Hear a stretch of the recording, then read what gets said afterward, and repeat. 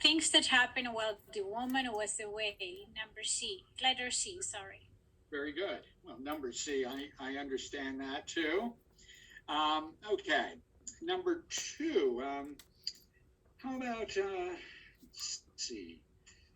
How about Daniela? Who is buying new jackets for the team? The answer is C, a former player. Very good. Okay, how about 3? Why is the woman surprised to learn that she has been chosen as the new team captain? How about Maribel?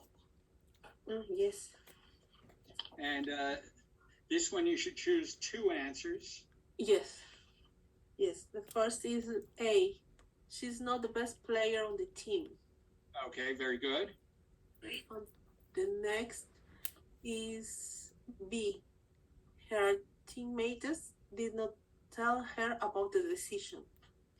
Okay. Oh, there's two replays here. Well, we heard the first replay. What does the man what does the man mean when he says family's very important? How about Jacqueline?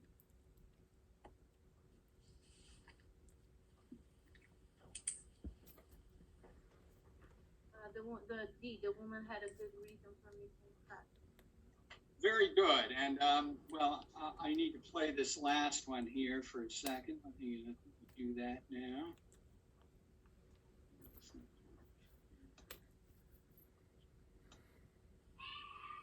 Why does the coach say this? Good. That's all the news there is. I think that's it for now.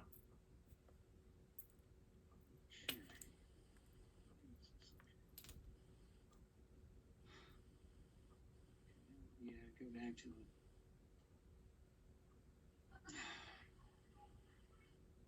Okay, so why does the coach say good? That's all the news there is. I think that's it for now. How about Melanie?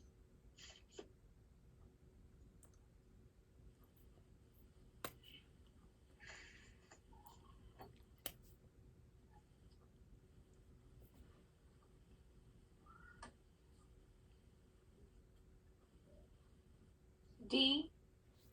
Very good. Yes, it's D. Yeah, he's ready to end the conversation. Excellent. Okay, well, let's listen to the last set here.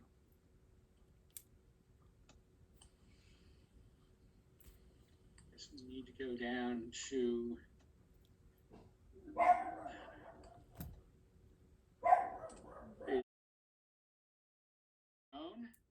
and the questions are on page 32. Now let me play the recording here.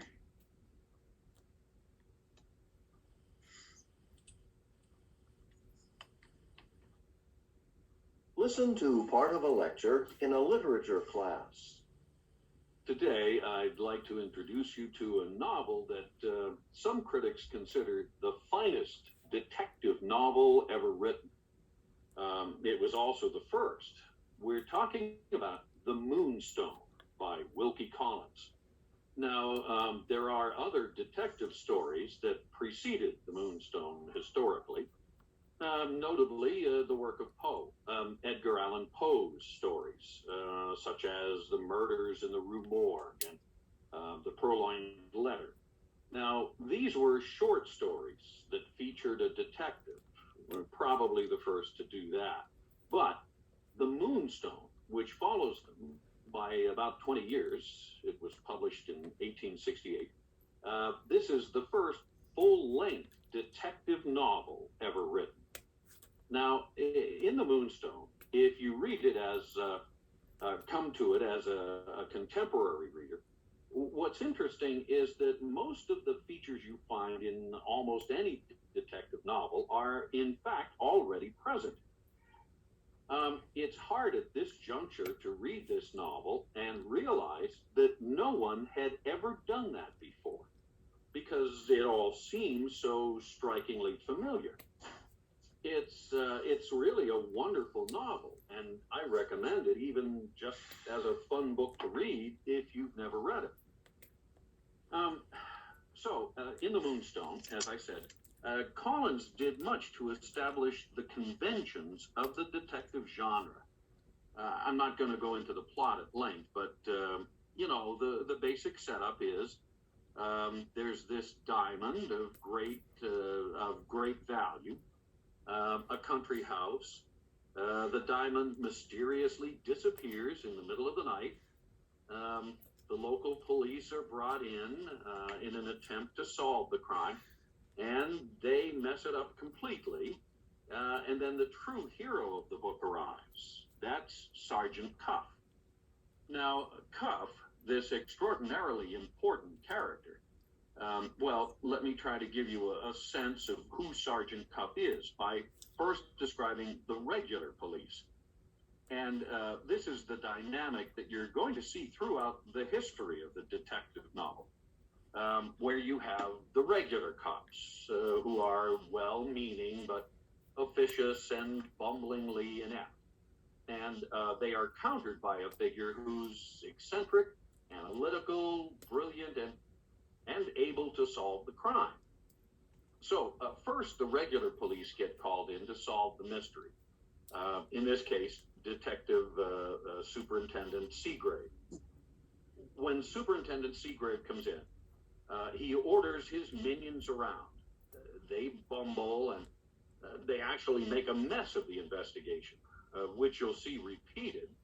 You'll see this pattern repeated, particularly in the Sherlock Holmes stories of a few years later, where Inspector Lestrade, this well-meaning idiot, is always countered by Sherlock Holmes, who's a genius. So now Cuff arrives.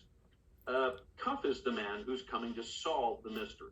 And again, he has a lot of the characteristics that future detectives throughout the history of this genre will have. He's eccentric. He has a hobby that he's obsessive about. In this case, it's the love of roses. He's a fanatic about the breeding of roses. And here, think of Nero Wolfe and his orchids, Sherlock Holmes and his violin. A lot of those later classic detective heroes have this kind of outside interest that they go to as a kind of antidote to the evil and misery they encounter in their daily lives. At one point, Cuff says he likes his roses because they offer solace, an escape from the world of crime he typically operates in. Now, these detective heroes, they have this characteristic of being smart, incredibly smart, but of not appearing to be smart. And